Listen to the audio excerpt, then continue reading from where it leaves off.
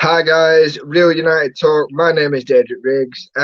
So a bit more breaking news. I had a feeling that we would be going live again before 9:30. So Cavani and Alex Tellers are both now officially signed for Manchester United.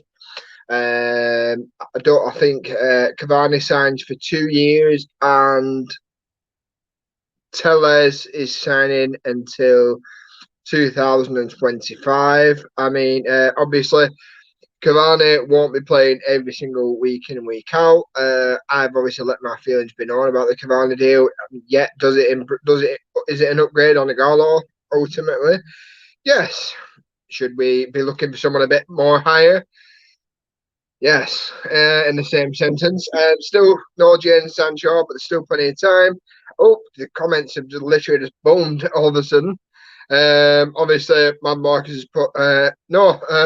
I'm saying about Cavani. Obviously, hi to everyone. You've all kind of started me. It just went boom.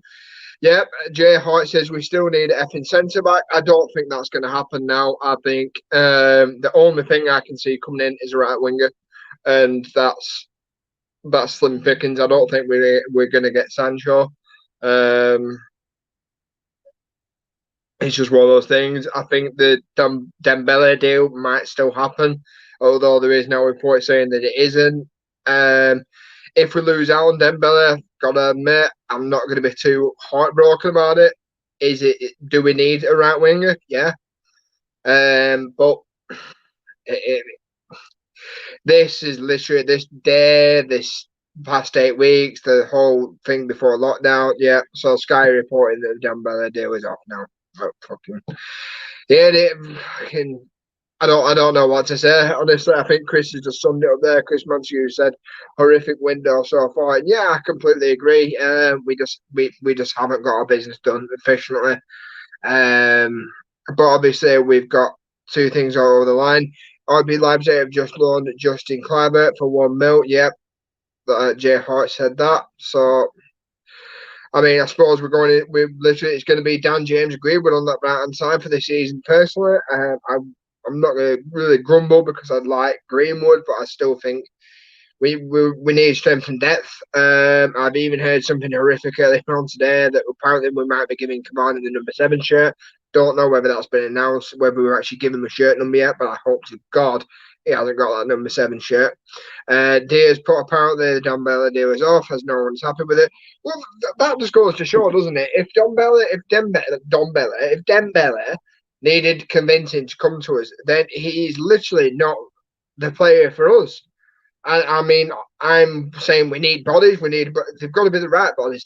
If you've got to convince somebody to come to Manchester United, then I'm sorry, but that's not good enough for me. You shouldn't need to convince somebody to come to our club. I've said that multiple times. VIP Marcus put Lauren out Chong. Our only winger was Jordan. You see, I disagree on that one. I think Chong needed the game times. I think every opportunity that Chong was given, he didn't really cover himself in any glory. And I think this would give him a chance to go out, play some first team football, and obviously bulk up. Obviously, this isn't the only signings. Apparently, today we've also signed Armand Traore from Atlanta, but he won't be joining us until January. And Palestri. I haven't managed to get any much research done on that one. Yeah, I just know he's a youngster, but apparently he's actually being looked at as almost a first team player if he does come in, not an academy player. So that's an interesting one. But I mean, how long is it left in the window now? Maybe 3 hours. It's really, and you know what the thing that's pissing me off is when Arsenal finalised the Thomas Partey deal, which is a deal that we should have done, by the way. He's literally been there all window for 45 million, all window, between 45 and 50 million. That deal has been there to be done, right? We haven't got anywhere fucking near him, and we haven't. It's pathetic. GR7 is how motivated with these players being, knowing there are alternatives and signing deadline day and desperation. That's an interesting one. And Mike Batting, I've not seen you before, but hi. Do you think, seeing as we haven't signed Sancho, we're so shit defensively that we still go 5 at the back? More back. back more. I hope we don't. I hope we don't go to a back five because I really, really hate that. I hate that formation. I don't think it suits us as a club. The only width you get is from your right back and your left back. Personally, I love Aaron Wan-Bissaka, but he's not good enough going forward. So you're literally relying on the right hand side, him creating something from that right hand side. I don't think he's going to. Jay Harris put we could have loaned Regani from Juventus, just our bodies on the back line, better than nothing. VIP put don't worry, we are monitoring. Yeah, monitoring everybody, monitoring FC, interested in FC. But like I said, the Thomas Partey deal. I think if and when that deal goes through, I think out of the top six, so the likes of Liverpool, City, Chelsea, Tottenham, and Arsenal and us, we'll have spent the least out of all six of them. That is a card. I think Leeds have spent more than us now. I think Leeds are around about 80 million. I think Newcastle's. I think we're like joint lowest for spend. And that's even with sellers coming in. In what fucking world? I'm sorry to swear, but it's not the 8 o'clock. But in what world is it acceptable for Manchester United to finish second in terms of spending? In what world is that acceptable? And they can say the likes, they can blame COVID and like, oh well, you know, every single time that Old Trafford's empty, we lose 5 million. But every single time St James's Park is empty, Newcastle lose money. Every single time the Emirates is empty, they lose money. Every single time Anfield's empty, they lose money. Liverpool and Tottenham tried to furlough all the staff, and they've still outspent us. Let that sink in for a moment.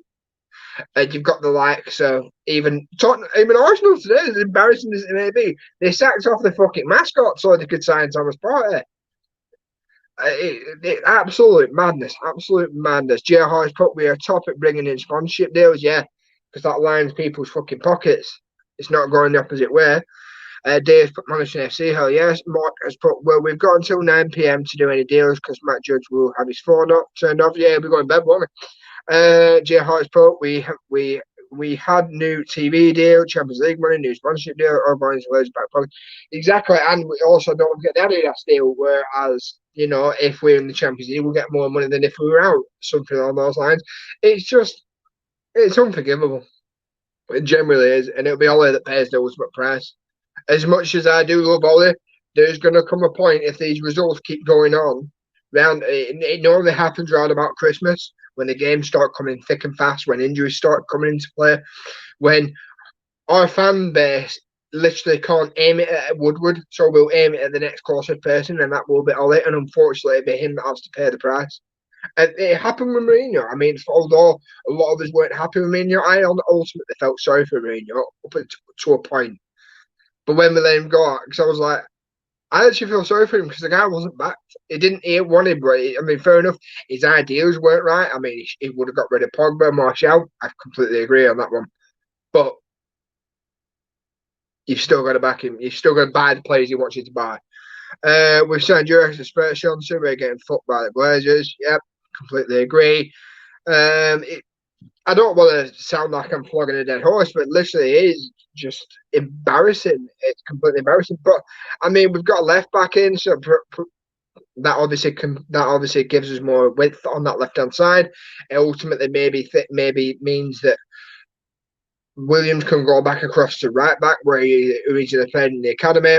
And obviously, our two left backs will now be Shaw and Tellez. Obviously, Delors gone out on loan, so it looks like a right back will be between Williams, Wan-Bissaka, and Forzu. Diaz, but we have really been embarrassed in this transfer window. So many months to do the deal, unforgivable. Feel sorry for Ollie. We need to sack this boy as the next manager wanting him to survive. Well, this is the thing. I said it on today's show. That if we do get rid of Ollie, who do we bring in? I can't think of anybody. I mean, George Carroll in the comments said today, he said maybe bringing a German. I can't think of anybody, any single person that would come in to this job and succeed, because you've got to not only bridge a gap on City, you've now got to bridge a gap on Liverpool, and you've got to almost bridge a gap on fucking Arsenal, Chelsea, because these lots have all obviously strengthened, whereas we've only minorly strengthened. I think that was the worst thing to have happened to United in the long term. The owners only care about Champions League football. We should have either sacked the manager or backed him properly. I completely agree. Because it was almost like I remember when we finished second under Mourinho, the season afterwards, obviously, we weren't great in pre-season, but I honestly thought I had an eerie feeling about it, even on the eve of the Premier League. I think we played first in that Premier League start as well. I think we played on the Friday night. We played Leicester, yeah. And I remember thinking something's not. Although we finished second, just I had faith in the team. So I'm thinking, well, we finished second. You know, this isn't a bad group of players. But it just capitulated. I think this is almost going to happen the exact same round. We literally, I've had every single vibe from it. I'm not, and for anybody that does maybe want to come on here and maybe say, you know, the Glazers haven't done a bad job, because you do get them. You get people on Twitter and stuff like that saying, don't blame the Glazers, blame Ed Woodward. I seen somebody say the other day, fucking, the reason why we aren't going for Sancho is because we don't want to be held to ransom, and that's good. I'm like, well, fuck. When we miss out on Champions League football, or if we missed out on a Premier League title, for example, I'm not saying we are going to do, and we missed out by a couple of goals, which could have been scored by Sancho, would you be going, oh, well, we missed out, but at least we didn't get mugged off in the transfer market? Fuck that. Every single pound that we earn as a club, from a fan base, from the fucking shirt sales, for everything, should be pumped back into the club. It shouldn't be able to be pulled out through dividends, so some people could just sit on a bench, sit on a fucking beach in Florida. I mean, and I'm not going to condone violence. I'm not going to say, you know, what happened to Ed Woodward was good. But fucking hell, the guy he's got some stones on him, I'll tell you that. I mean, you can tell that there's a pandemic going on. I don't think he would be anywhere near Old Trafford if it were full. And this, because I mean, let's not look at that. Let's not pull the wool over our eyes. Let's not say Manchester United have had 8 weeks to work on this Sancho deal. We've had a lot longer. We've had since, when did we go into lockdown? I think it was March. There's been rumbling since March. I think even in the season it was a case of, if we get Champions League football, we'll get Sancho. It was highly publicised. It was common knowledge that we were after him, and we've chased it all the way down. It doesn't look like it's going to happen, but this is just, I don't know what to say. Obviously, I mean, touching on another point, Chris Smalling has now left the club. I wish him well on that venture. I'm not going to be sour. I mean, I have quite fond memories of Chris Smalling. I ultimately don't think he's good enough. But, you know, he did. They had a couple of good moments. You know, everyone will always remember the match against Man City when we were 2-0 down. When Pogba scored the 2 headers, people obviously only remember Pogba for that game. But actually, it was Chris Smalling that actually scored the winner that game. So, you know, he did do a couple of good things. So I wish him well. And, you know, hopefully he has a good career out there. Akil said, our fixture list after international break is crazy. Can't see all this surviving November. If he's the right man or not, the owners and the incompetence will lead to second and a manager. And that's the thing. We'll do that. We'll sack him, then we'll bring in somebody else and we'll back him to a fucking tilt. And that, but the thing is, how many times is it chop change, sack this manager, right, bring somebody else in, right? Who do you need for your new ethos? Who do you need for your new plan?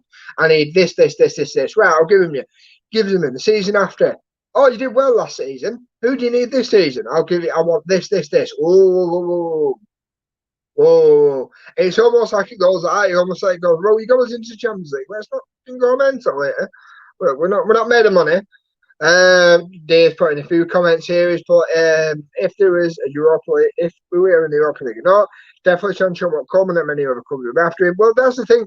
This will literally kick what you'll hear from tonight. I guarantee it. Around about midnight, or as soon as that window closes, it'll be, oh, we'll get him in January.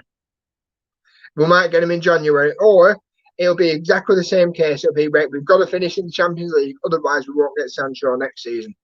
It will just play off again. Just like it was this season. I think even last summer, we were apparently after him last summer, him and Bruno Fernandes and Thomas Meunier. We got fucking none of them. Oh, calm down. Okay, Diaz put Dortmund are a genuine club. We made bullying and we made bullying out of them. We are just crap at making deals. It does reflect everyone. That's the thing. We literally tried to bully fucking Borussia Dortmund. Borussia Dortmund aren't an FC Porto. They aren't a fucking Sporting Lisbon. They aren't fucking Blackburn Rovers. They're a big club. I think they're ex-Champions League winner as well. Stupid, absolutely stupid. But anyway, obviously, so that's wrapping it up. If there's any more news, we'll probably be reporting on it at 9:30 now.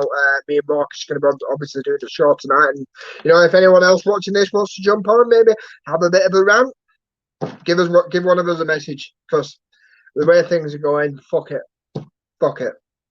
Anyway, I'll just read one more comment. Brief DJ Akil's put, oh, he might not even be here when a man turns up in January. That's the sad thing. What we need is players who improve the team straight away, not in the future. We have young talents already.